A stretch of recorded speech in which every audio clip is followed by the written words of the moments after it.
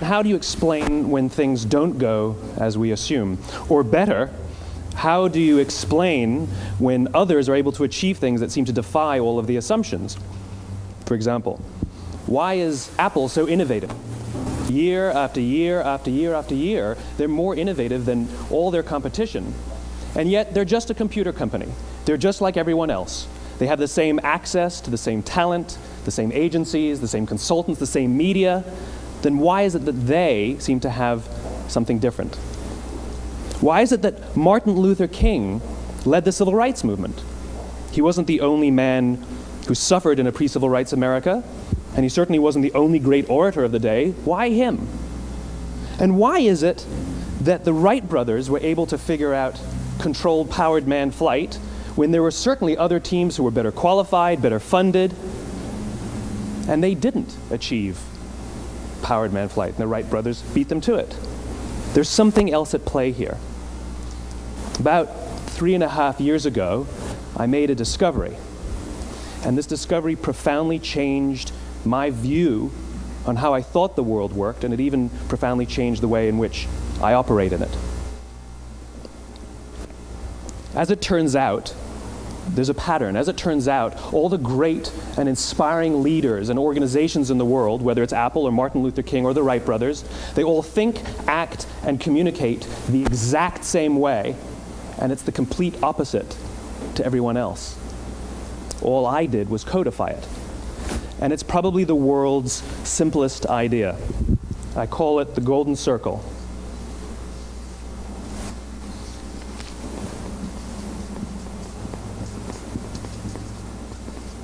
Why, how, what? This little idea explains why some organizations and some leaders are able to inspire where others aren't. Let me define the terms really quickly. Every single person, every single organization on the planet knows what they do, 100%. Some know how they do it, whether you call it your differentiating value proposition or your proprietary process or your USP. But very, very few people or organizations know why they do what they do. And by why, I don't mean to make a profit. That's a result. It's always a result. By why, I mean what's your purpose? What's your cause? What's your belief? Why does your organization exist? Why do you get out of bed in the morning? And why should anyone care? Well, as a result, the way we think, the way we act, the way we communicate is from the outside in. It's obvious. We go from the clearest thing to the fuzziest thing. But the inspired leaders and the inspired organizations, regardless of their size, regardless of their industry, all think, act, and communicate from the inside out. Let me give you an example. I use Apple because they're easy to understand and everybody gets it. If Apple were like everyone else, a marketing message from them might sound like this. We make great computers. They're beautifully designed, simple to use, and user-friendly. Want to buy one? Meh. And that's how most of us communicate. That's how most marketing is done, that's how most sales is done, and that's how most of us communicate interpersonally. We say what we do, we say how we're different or how we're better, and we expect some sort of behavior, a purchase, a vote, something like that. Here's our new law firm. We have the best lawyers with the biggest clients. We have, we always perform for our clients, do business with us. Here's our new car. It gets great gas mileage. It has, leather seats. Buy our car. But it's uninspiring. Here's how Apple actually communicates. Everything we do, we believe in challenging the status quo. We believe in thinking differently. The way we challenge the status quo is by making our products beautifully designed, simple to use, and user-friendly. We just happen to make great computers. Want to buy one? Totally different, right? You're ready to buy a computer from me. All I did was reverse the order of the information. What it proves to us is that people don't buy what you do, people buy why you do it. People don't buy what you do, they buy why you do it. This explains why every single person in this room is perfectly comfortable buying a computer from Apple. But we're also perfectly comfortable buying an MP3 player from Apple, or a phone from Apple, or a DVR from Apple. But as I said before, Apple's just a computer company. There's nothing that distinguishes them structurally from any of their competitors. Their competitors are all equally qualified to make all of these products. In fact, they tried. A few years ago, Gateway came out with flat screen TVs. They're eminently qualified to make flat screen TVs. They've been making flat screen monitors for years. Nobody bought one. And Dell came out with MP3 players and PDAs. And they make great quality products, and they can make perfectly well-designed products, and nobody bought one. In fact, talking about it now, we can't even imagine buying an MP3 player from Dell. Why would you buy an MP3 player from a computer company? But we do it every day. People don't buy what you do, they buy why you do it. The goal is not to do business with everybody who needs what you have. The goal is to do business with people who believe what you believe. Here's the best part. None of what I'm telling you is my opinion. It's all grounded in the tenets of biology, not psychology, biology. If you look at a cross-section of the human brain, looking from the top down, what you see is the human brain is actually broken into three major components that correlate perfectly with the golden circle. Our newest brain, our Homo sapien brain, our neocortex, corresponds with the what level. The neocortex is responsible for all of our rational and analytical thought and language. The middle two sections make up our limbic brains, and our limbic brains are responsible for all of our feelings, like trust and loyalty. It's also responsible for all human behavior, all decision-making, and it has no capacity for language. In other words, when we communicate from the outside in, yes, people can understand vast amounts of complicated information like features and benefits and facts and figures. It just doesn't drive behavior. When we communicate from the inside out, we're talking directly to the part of the brain that controls behavior, and then we allow people to rationalize it with the tangible things we say and do. This is where gut decisions come from. You know, sometimes you can give somebody all the facts and your figures, and they say, I know what all the facts and details say, but it just doesn't feel right. Why would we use that verb? It doesn't feel right. Because the part of the brain that controls decision-making doesn't control language. And the best we can muster up is, I don't know, it just doesn't feel right. Or sometimes you say you're leading with your heart or you're leading with your soul. Well, I hate to break it to you, those aren't other body parts controlling your behavior. It's all happening here in your limbic brain, the part of the brain that controls decision-making and not language.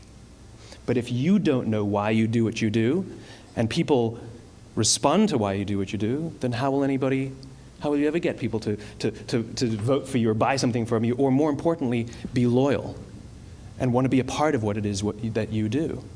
Again, the goal is not just to sell people who need what you have. The goal is to sell to people who believe what you believe. The goal is not just to hire people who need a job. It's to hire people who believe what you believe. I always say that, you know, there's, if you hire people just because they can do a job, they'll work for your money. But if you hire people who believe what you believe, they work for you with blood and sweat and tears. And nowhere else is there a better example of this than with the Wright brothers. Most people don't know about Samuel Pierpont Langley. And back in the early 20th century, the pursuit of powered man flight was like the dot-com of the day. Everybody was trying it. And Samuel Pierpont Langley had what we assume to be the recipe for success. I mean, even now, you ask people, why did your product or why did your company fail? And people always give you the same permutation of the same three things. Undercapitalized, the wrong people, bad market conditions. It's always the same three things. So let's explore that. Samuel Pierpont Langley was given $50,000 by the War Department to figure out this flying machine. Money was no problem. He held a seat at Harvard and worked at the Smithsonian and was extremely well connected. He knew all the big minds of the day. He hired the best minds money could find, and the market conditions were fantastic. The New York Times followed him around everywhere, and everyone was rooting for Langley. And how come we've never heard of Samuel Pierpont Langley? A few hundred miles away in Dayton, Ohio, Orville and Wilbur Wright. They had none of what we consider to be the recipe for success. They had no money. They paid for their dream with the proceeds from their bicycle shop. Not a single person on the Wright brothers' team had a college education, not even Orville or Wilbur. And the New York Times followed them around nowhere. The difference was Orville and Wilbur were driven by a cause, by a purpose, by a belief. They believed that if they could figure out this flying machine, it'll change the course of the world. Samuel Pierpont Langley was different. He wanted to be rich, and he wanted to be famous. He was in pursuit of the result. He was in pursuit of the riches. And lo and behold, look what happened. The people who believed in the Wright brothers' dream worked with them with blood and sweat and tears. The others just worked for the paycheck. And they tell stories of how every time the Wright brothers went out, they would have to take 5 sets of parts because that's how many times they would crash before they came in for supper. And eventually, on December 17th, 1903, the Wright brothers took flight. And no one was there to even experience it. We found out about it a few days later. And further proof that Langley was motivated by the wrong thing, the day the Wright brothers took flight, he quit. He could have said, "That's an amazing discovery, guys. Now we'll improve upon your technology." But he didn't. He wasn't first. He didn't get rich. He didn't get famous. So he quit. People don't buy what you do, they buy why you do it. And if you talk about what you believe, you will attract those who believe what you believe. Well, why is it important to attract those who believe what you believe? Something called the law of diffusion of innovation. And if you don't know the law, you definitely know the terminology. The first 2.5% of our population are our innovators. The next 13.5% of our population are our early adopters. The next 34% are your early majority, your late majority, and your laggards. The only reason these people buy touch-tone phones is because you can't buy rotary phones anymore. We all sit at various places at various times on the scale, but what the law of diffusion of innovation tells us is that if you want mass market success or mass market acceptance of an idea, you cannot have it until you achieve this tipping point between 15 and 18% market penetration, and then the system tips. And I love asking businesses, what's your conversion on new business? And they love to tell you, oh, it's about 10%, proudly. Well, you can trip over 10% of the customers. We all have about 10% who just get it. That's how we describe them, right? That's like that gut feeling, oh, they just get it. The problem is, how do you find the ones that just get it before you're doing business with them versus the ones who don't get it? So it's this here, this little gap, that you have to close, as Geoffrey Moore calls it, crossing the chasm. Because you see, the early majority will not try something until someone else has tried it first. And these guys, the innovators and the early adopters, they're comfortable making those gut decisions. They're more comfortable making those intuitive decisions that are driven by what they believe about the world, and not just what product is available. These are the people who stood online for 6 hours to buy an iPhone when they first came out, when you could have just walked into the store the next week and bought one off the shelf. These are the people who spent $40,000 on flat-screen TVs when they first came out, even though the technology was substandard. And by the way, they didn't do it because the technology was so great. They did it for themselves. It's because they wanted to be first. People don't buy what you do, they buy why you do it. And what you do simply proves what you believe. In fact, people will do the things that prove what they believe. The reason that person bought the iPhone in the first 6 hours, or stood in line for 6 hours, was because of what they believed about the world and how they wanted everybody to see them. They were first. People don't buy what you do, they buy why you do it. So let me give you a famous example, a famous failure and a famous success of the law of diffusion of innovation. First, the famous failure. It's a commercial example. As we said before a second ago, the recipe for success is money and the right people and the right marketing conditions, right? You should have success then. Look at TiVo. From the time TiVo came out about 8 or 9 years ago to this current day, they are the single highest quality product on the market. Hands down, there is no dispute. They were extremely well funded. Market conditions were fantastic. I mean, we use TiVo as a verb. I TiVo stuff on my piece of junk Time Warner DVR all the time. But TiVo is a commercial failure. They've never made money. And when they went IPO, their stock was at about $30 or $40 and then plummeted, and it's never traded above 10. In fact, I don't think it's even traded above 6, except for a couple of little spikes. Because you see, when TiVo launched their product, they told us all what they had. They said, we have a product that pauses live TV, skips commercials, rewinds live TV, and memorizes your viewing habits without you even asking. And the cynical majority said, we don't believe you, we don't need it, we don't like it, you're scaring us. What if they had said, if you're the kind of person who likes to have total control over every aspect of your life, boy, do we have a product for you. It pauses live TV, skips commercials, memorizes your viewing habits, etc., etc. People don't buy what you do, they buy why you do it, and what you do simply serves as the proof of what you believe. Now let me give you a successful example of the law of diffusion of innovation. In the summer of 1963, 250,000 people showed up on the Mall in Washington to hear Dr. King speak. They sent out no invitations, and there was no website to check the date. How do you do that? Well, Dr. King wasn't the only man in America who was a great orator. He wasn't the only man in America who suffered in a pre-civil rights America. In fact, some of his ideas were bad. But he had a gift. He didn't go around telling people what needed to change in America. He went around and told people what he believed. I believe, I believe, I believe, he told people. And people who believed what he believed took his cause and they made it their own, and they told people. And some of those people created structures to get the word out to even more people. And lo and behold, 250,000 people showed up on the right day, on the right time to hear him speak. How many of them showed up for him?